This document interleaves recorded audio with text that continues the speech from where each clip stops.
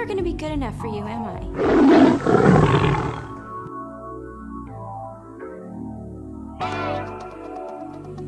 You've never been to heaven, have you? Ooh, it's the ride of your life. Hold on, cause baby, I might just give you a bite of your sweetest pie. Ooh, baby, we can go fast. I'll drive and you just lay back. I got the flavor, the last, yeah, the sweetest pie. What's up, everyone? I guess I couldn't really like get film what I had on earlier because it was too much, so I'll keep this really short. So today, basically I was just like looking up some Bible scriptures just because I had come to this place where and I was just Googling it like a few minutes ago. God was like, well, he had been answering a lot of my prayers in Arizona, and I wanted to like, I think like the immediate response in terms of being given something, the natural response is to give it in return or just be thankful and take it and run. But typically it's like I'm like very aware that what I'm given is not like a gift for me to keep and like, oh yeah, like, yes, thanks God for answering my prayers. Like, yes, thank you God for answering my prayers. But typically when God gives me something, it's like, I'm giving you this because, I want you to do something with it. So he gives that example with like, in my religion and my culture,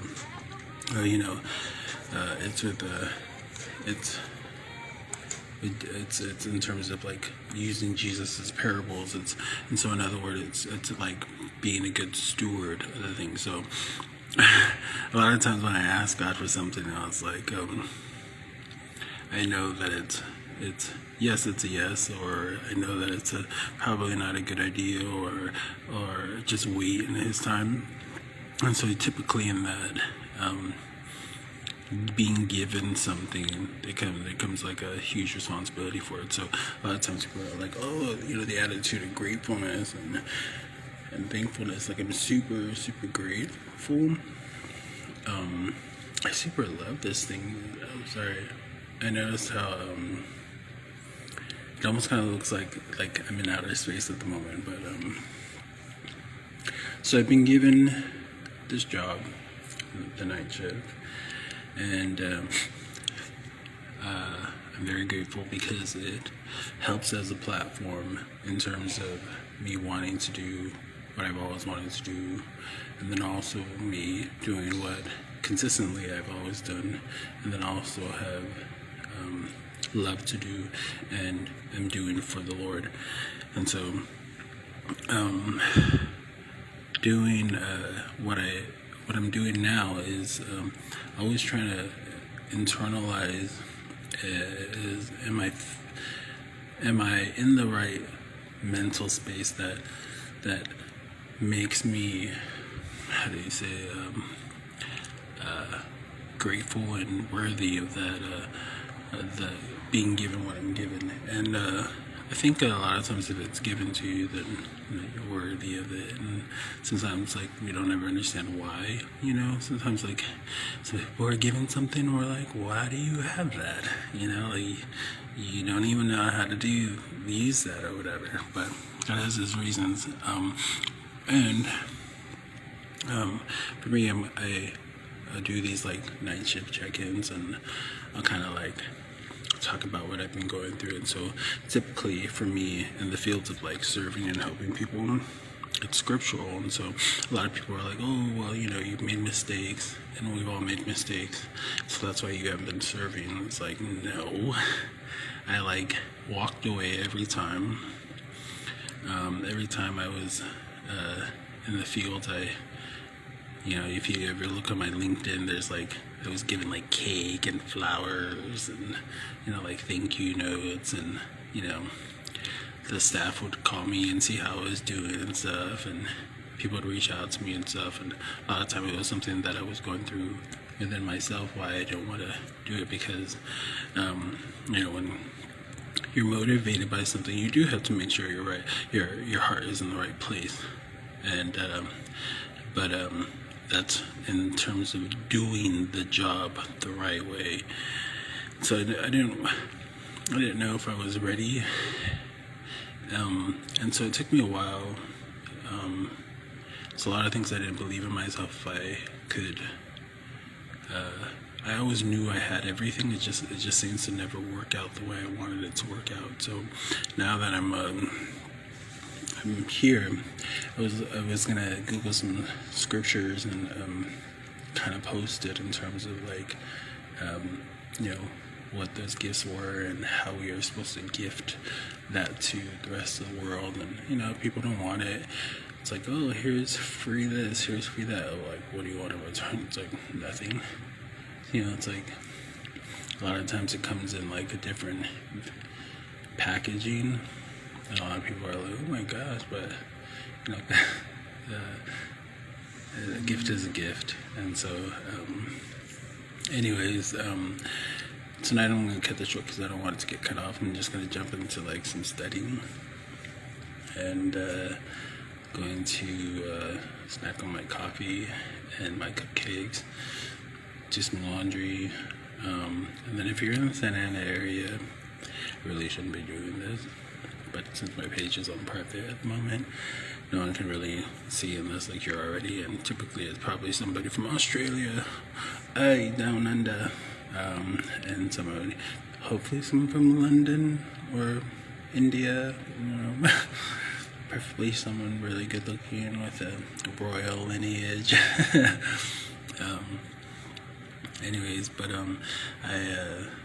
I'll probably just like focus on that. I got myself ready and gonna head to the gym tomorrow and reach out to some people and see if I could get myself kind of do some of those leaps of faith, and hopefully that everything works out and I'm able to live the life that I've always wanted to live until in time. It really is too, and a matter of saving money and just being in the right place at the right time when it happens. So a lot of times prayer helps, and now that I'm here, I just gotta keep moving forward. And so I hope you guys are whatever intention. I met somebody the other day, and I meet that a lot. And I was going to talk about how in the Saints of the Santa Ana, it's book that Jonathan wrote. He chats about, and I don't want to like speak for him, but I also want to say that like having personally experienced people in Santa Ana, not everybody is like of a born again denomination, and a lot of the culture in Santa Ana, which is heavily Mexican, and they have their own spiritual beliefs, and I've met a lot of various spiritual believers, and some Christian and some Catholic, and so however you go about, hi Aaron, however you go about sharing or believing in your faith and pursuing whatever you go through, best of luck. It's not easy, especially as a Christian, as a gay Christian, because like one of the things that made me really happy about applying to this place here, the Salvation Army, is that they were LGBTQ friendly, but it's one of those things that I, while at work, I'm not like waving a rainbow flag, I'm waving a Salvation Army Christian flag. So it's important to remember that. So sometimes whatever who you are and whatever you believe, it's important to make sure that you get to where you're going. And so having so that when watching Jonathan's video today was like really insightful, and also it's just kind of the same in terms of if you've lived here, you've seen the growth, and you've had to have seen the growth from the 90s or the 80s, the 90s to the early 2000s to the mid 2000s to the new to 2021 to see the growth just in the neighborhood. I'll speak for my neighborhood, like we're essentially like the west side of Santa Ana. It's like Harbor and 17th, but I'm not on Harbor and 17th, so it's like I'm not trying to like share that out loud. But particularly in that area, it was heavily like hookers, and it was like another version of Beach Boulevard and Ball. And so there's another town here in Orange County that has a heavily drug and gang and hooker infested community. Santa Ana used to be like that, and so when I had come back from Arizona, it was like apparently they had cleaned up the neighborhood. You know, some things changed, some things don't.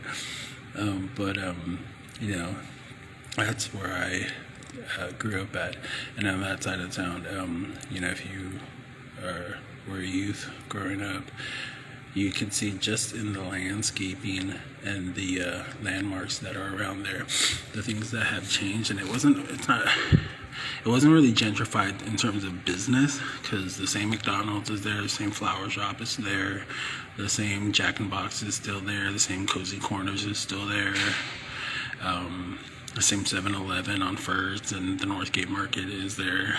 I can't really recall. I think it was a Stater Brothers, maybe. Or maybe it was like another version of a Mexican restaurant, a grocery store. But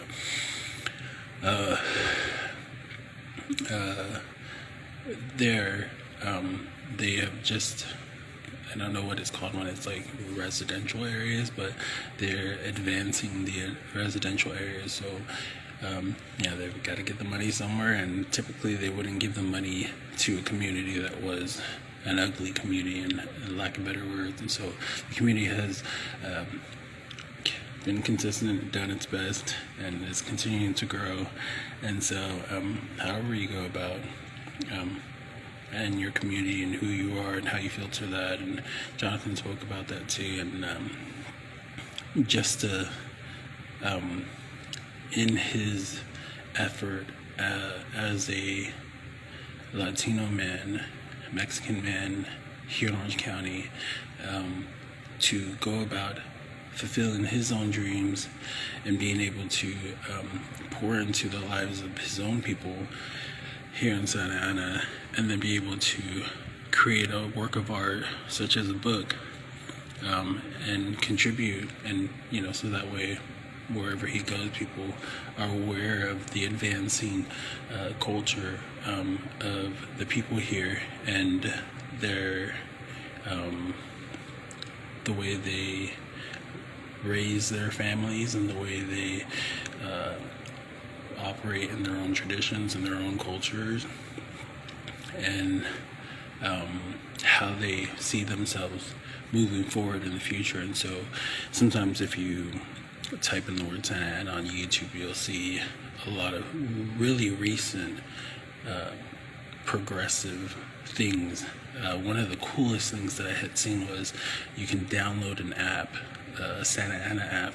You can take a picture, and it's not like, I guess it's like rats, but it's not like in, you know, it's really more for city public works, or I think it's city works. So basically, you can take a picture of something in the community, and within a day or two, the city will come out and fix it. So if you see something that you don't like, you know, you could go. So you're doing your part in the community to make a difference. And so I love that. And so being here, again, for myself, I'm doing a lot of chit-chatting about other people, but I'm really happy and grateful that I'm actually in that space. I really wish I would have had started, but my story isn't like anybody else's. You know, I didn't really, a lot of people think because they know or are aware of my family in terms of their success and fame, that they know what the struggles were like, but they don't know the struggles, which is why I'm so open about my struggles in terms of being homeless. Because typically I could just keep it to myself and just like hide. I have no problem like keeping everything to myself, but I think a lot of times there's a realness behind the successes of any group of family or any one, and they never share those things. And so I've talked about it before, but I never really like expanded, and I kind of want to write that in a website in the future. I don't really want to talk about it because talking isn't, I can do it, but it's not that, I'm not that great. Like on YouTube or on Instagram, when you see someone who's like who gets on and they talk, they're like, and hashtag this, hashtag that. I'm like, it might be here one second and here the next. So anyways, whatever you do, in terms of how you go about doing your own goals and stuff, I hope that you enjoy what I share, and it may not be beautiful, it may not be pretty, and it may not be something that's honorable to the rest of the world, but it's real, and it's factual. It's real enough in the sense that everybody at some point in their life has been through it, and so I kind of like that in a sense, because I have my LGBTQ stripes that have helped me keep my head up in terms of being able to artistically and creatively share what I've been going through and how I intend on going about those things, because a lot of people do have a lot of negative things to say, and they don't care how you get there, and they won't even remember what you did or how you contributed to them. It's very, you're here 1 second and you're here and you're gone the next, or they rarely keep track of it, because so it's important for you to remind yourself why you're doing what you're doing. And so however you go about here or in any other city or in any other town, whatever spiritual beliefs, or if you don't have any spiritual beliefs, whatever thought processes that you have in going towards, I'm 36, so how I measure or gauge the things that I do from 36 to 37 are going to be really important, and then within a 10-year span, excuse me, within a 10-year span, and 20-year and 30-year span, however you go about going there, I hope that it becomes the most peaceful and joyful and happy journey for you, and hopefully you can share that with somebody. So I will end my little night shift. I think I like having this little like I'm in the stars or in space type of thing, because it also kind of reminds me of like X-Men, when the X-Men go to space and like Jean Grey gets possessed, and it's like, what is that? And she's like, oh. So anyway, I got a long shift. I got 6.5 more hours. I don't think my coffee's gonna hold me up, and I got some cupcakes that are calling my name. So anyway, I'll talk to you guys soon. I love you, and take good care of yourself. Alright, bye. Ooh, it's the ride of your life.